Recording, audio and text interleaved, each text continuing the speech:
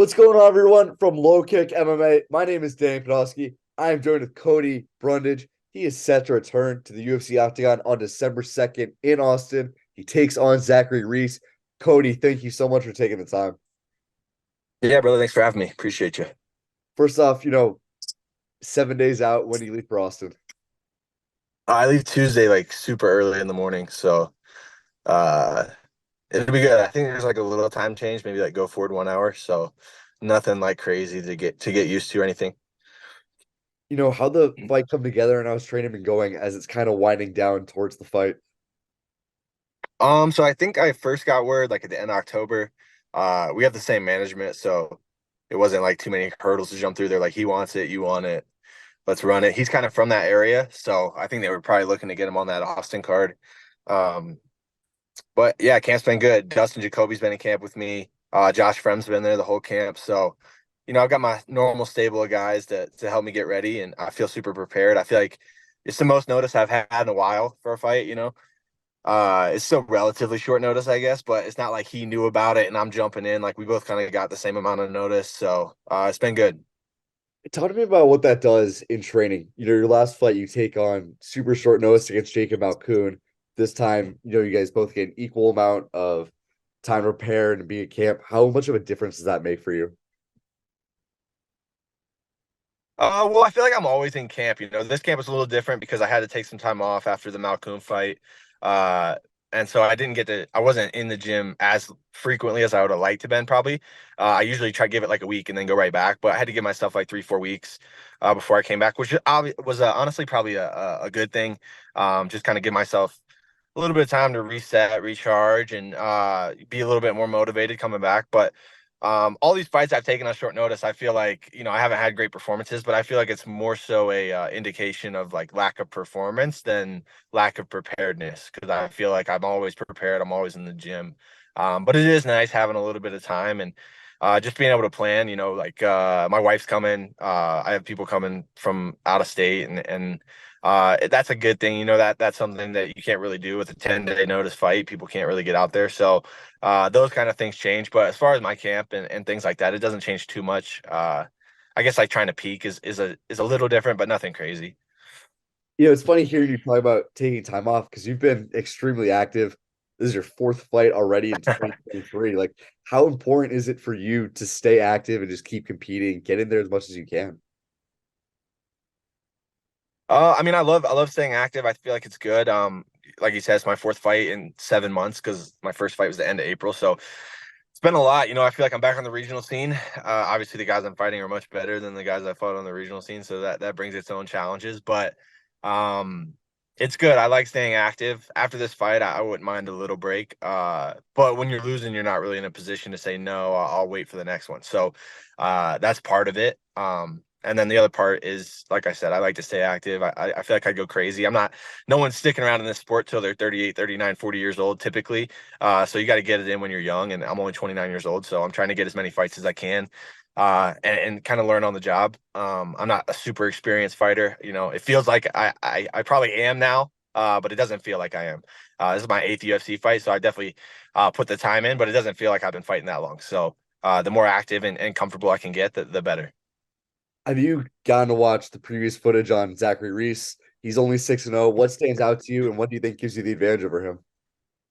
Yeah, so I've watched some film. There's not a ton out there. Every fight he's had has been like a minute long, and he's good, man. He's big for the weight. He's pretty well rounded. He has good jiu-jitsu, powerful striking. He's a southpaw, but he'll switch stance a little bit. He hasn't really fought anybody that I would really classify as like UFC level, but he's run through everybody. So you can't really knock him for not having great competition when he's done what he's done to them. I feel like he's done exactly what he should do to the people that he's fought. And so for that reason, it's hard to get a gauge of where he's at. He's never really been met with any resistance, and I've been that guy. I've been the guy that was undefeated on the regional scene, kind of running through everybody. Knew I was going to beat everybody that I was fighting. Didn't really have any questions there.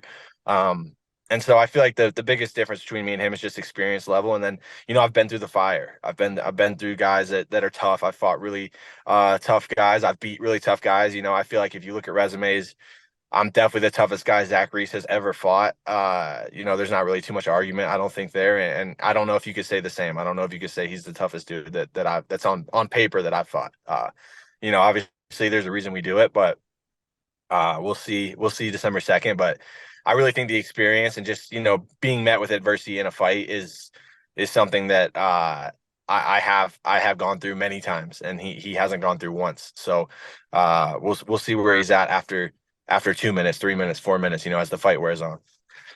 It's funny because you had mentioned that you still feel like kind of a rookie in the game, and yet compared to Zach Reese, he's got 6 fights professionally. You've got 14. I feel like that experience has to play to your advantage in this fight. Yeah, for sure. Like I feel like just time wise, I feel like a rookie, right? Because I took my first AMI fight ever in December of 2017. So, this would be like 6 years, and obviously I'm in the UFC and stuff, but that's not really a long time to be competing and to be where I'm at. Uh, but it is like I have more fights under Zuffa in the UFC than he does total, in his whole career as a pro. And so I do think experience plays a huge factor. It's funny when I was Zach Reese and I was 6-0 on the regional scene, I didn't think experience meant anything. And then you kind of get hit with some guys that have like you put them in these positions where these previously guys have folded or crumbled and then they don't, and you're like, oh shit. And it's because they've been through the fire a little bit. And then you don't even know how you're going to respond to that because you've never dealt with it. So I think experience does play a big role. And yeah, I definitely have the experience advantage. I've walked out to a live crowd in the UFC. I've done the live weigh-ins. I've done a UFC fight week multiple times now, and all those things. Like, I'm not saying they're gonna win me the fight, but they definitely make a difference. I'm not experiencing this for the first time. I know what I'm going to do. I know what the schedule is. I know those kind of things, and I feel like it definitely gives me an advantage. Yeah, I think fighters and the commentators talk all the time about that first fight, the nerves that you get for your first UFC fight. Like, what do you like for you? Is obviously on a pay-per-view on short notice against Nick Maximov. Like, what can you take from that experience and kind of compare it to how Zach Reese might be feeling coming to this fight? Yeah, well, my first fight week in the UFC was insane, bro. I took that fight on Tuesday. I flew out the same, or no, Wednesday. Flew out the same day, and it was just a crazy week. Like I got my daughter's diagnosis that same week, and so I was just dealing with a lot. And I remember before I walked out to fight him, I was like, man, I hope this fight goes 15 minutes because that's 15 minutes I don't have to deal with what's going on in my actual life. And I've never had that thought before. I'm always like, let me get out of there as fast as I can. But so my fight week was probably a little different than his will be. Um, but it is different, man. And walking out to a live crowd, and it's all you've ever wanted, it's all you've ever dreamed of, and it's almost surreal to be there. And it almost feels like a dream that you've even made it. And sometimes you can get caught up in the feeling of like, oh, I did it, I'm here now. When in reality, that's not like you're there, but you didn't do it, right? Like you haven't done it yet. And so if you get hung up on that, it can be a problem. And I'm not saying he will, but I feel like we see a lot of guys like, man, I finally did it. I achieved this thing that I've been trying to achieve for so long. And that can kind of hinder a performance sometimes. Yeah, I'll mention too because he's coming off Contender Series. You were supposed to be on Contender Series and then end up getting the short notice fight against Maximov. Yeah, for sure. Yeah, he looked good in his contender series fight. I mean, I feel like that was maybe the most adversity he had in a fight, but he was still able to find a way to get that kid out of there. Um, I feel like I'm a way better version of that kid, to be honest. I feel like I'm way faster. I have much better striking. I fought better competition. I'm bigger.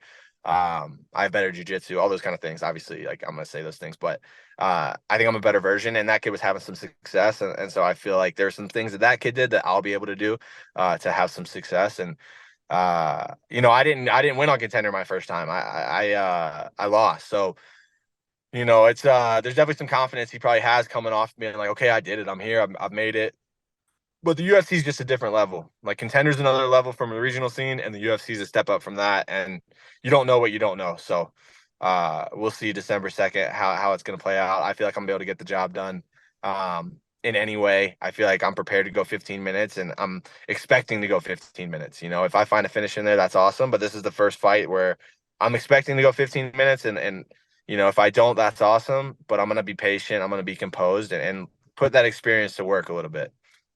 Are you expecting any of the Boo Birds a little bit? Obviously, Reese is from Texas, and you're kind of you're coming into enemy territory a little bit. Dude, I think I could fight in my hometown. I'll probably have the Boo Birds, but I'm not a fan favorite. I don't need to pretend like I am. I know I'm not. And that's okay. I'm not. It is what it is. I feel like I you know, have had some unfortunate results and some performances that haven't been great. And that's kind of what you get when those things occur. So the good thing about MMA fans though is I can kind of turn it around, get on a win streak, and people kind of forget. So I'm expecting to be booed. I'm sure it's his hometown, and I'm the sixth fight, so there'll be some people in the crowd. It's not gonna be like the first fight where there's no one there. So I'll definitely be catching some boos, but that's okay. I'm going into it expecting it. I do think it is, and tell me if I'm wrong. I think it's twofold where especially when you're not like a ranked guy yet, it's almost like you're as good as your last fight. And talk to me about the backlash that you received after the DQ win against Jacob Malkoun. Yeah, I mean it's pretty bad. I don't know, man. People are crazy. MMA fans say some pretty wild and crazy things that I feel like, if you want to attack me, that's fine. But like going after like my daughter, my wife, things like that, it's just kind of insane to me. But people aren't rational. People bet a ton of money on this sport, and I just wish they would preface some of the messages they sent me with like, "Hey, I lost my bet, and here's why I believe this, this, and this," because that's what it is, right? Like you lose money. I'm not telling people to bet, so it's not. I don't feel like it's my fault. At the end of the day, the Jacob Malkoun fight, I didn't break any rules. I've shown that I can go into a fight and take an ass whooping and come back and win, and take an ass whooping and lose, but I won't quit. And so, uh, for all the people that are like, "Oh, he's a quitter, he's scared, he's a coward," it is what it is. People are entitled to their opinion. Um, I know what I am as a man. I know what my values are, where I stand. Uh, I've never said no to a fight ever in the UFC. I've said yes to every fight I've ever taken. I'm not scared of shit. I might not be the smartest fighter, but I'm not scared of shit. Um, and yeah, it is what it is. The backlash was a lot. It sucks. No one wants to feel like they're not liked, right? We all want to be liked. People can say they don't give a shit. We all want to be liked. To feel like, oh, everybody hates you. It's not a good feeling, but it's not anything that I did. I didn't wrong anybody. I didn't do anything wrong. Um, I did what was best for me and for my family, and I can't be mad at myself for that. Yeah, and I feel like for the people to say that you were scared or took the coward's way out, you also took that fight on, what was it, 5 days notice? Yeah, it was short notice. I don't know, but they don't care. They're not worried about that, right? They're just worried about, did you put money in my bank account? Did you not? Um, and here's the thing. Could I have stood? Here's what my point on this thing from the very beginning has, like a few points. Because I saw some shit on social media about like, well, he knew this, and like, let me just set some facts straight. I didn't know if it was gonna be a no contest. I didn't know if it was gonna be a disqualification. When they announced disqualification, I was just as surprised as everyone else. I thought it was gonna be a no contest. I never asked what happens if I don't continue. That never occurred. Um, and could I have stood up in front of him after he hit me in the back of the head illegally multiple times, blatantly? Yes, I could have stood up in front of him. Would I have been fighting at 100%? No, I'd probably been fighting around 50, 60%. And to me, it's not fair that I have to fight a guy at 50, 60% when he's the one who did illegal actions, right? Like there's only 5 rules in MMA. It's not that hard to follow the rules. So I shouldn't have to compete at half a version of myself against a guy who's talented. Jacob Malkoun's good. He's beat a lot of people, arguably beat Brendan Allen, who we just saw dominate Paul Craig, right? Like the kid doesn't suck. So uh I shouldn't have to compete at half of my ability because he did illegal moves. Why would anyone not do illegal moves if that was the case? If I knew you had to stand up in front of me, why would I not? Okay, I get to fight half of the version of yourself. Like so that's one thing. And then the last thing is just I immediately said that I'd fight Jacob Malkoun again. I asked for that fight again. They said they weren't interested in doing it. After I beat Zach Reese, I'm gonna call Jacob Malkoun out for the rematch because I want to run that fight back. I feel like I can beat him. I don't feel like he's better than me. I don't think that fight showed that he's better than me. People are so mad about a 4-minute fight. They're like, "You're getting killed. You were getting killed." I'm like, well, for the first minute, I held him down. And then for the next minute and a half, he held me down. And then he illegally hit me in the head and the fight was over. So I don't really know how people are like, "You were getting dominated." I'm like, well, not really. I was losing the round, but like other than the shots to the back of the head, nothing was hurting. So uh yeah, hopefully we can run that fight back. I'm super down to do that after I handle business in December. Yeah, I think I personally would love to see that fight, especially given the context. If you took it on short notice, no one wanted to see that result, whether or not you bet on it, lost money, won money on it. I don't think Yeah. anyone wants that to be the result, including yourself. You don't want to get a DQ win. No, it was worse. Bro, the DQ win was worse than the loss I took to Cedricus, honestly. And also, like you said, like MMA fans have short memory. So I had the worst performance of my career against Cedricus, like just a terrible performance. And then I go and get that. And so back to back results like that, and you're gonna get some vitriol, some hate. So yeah, it was not good.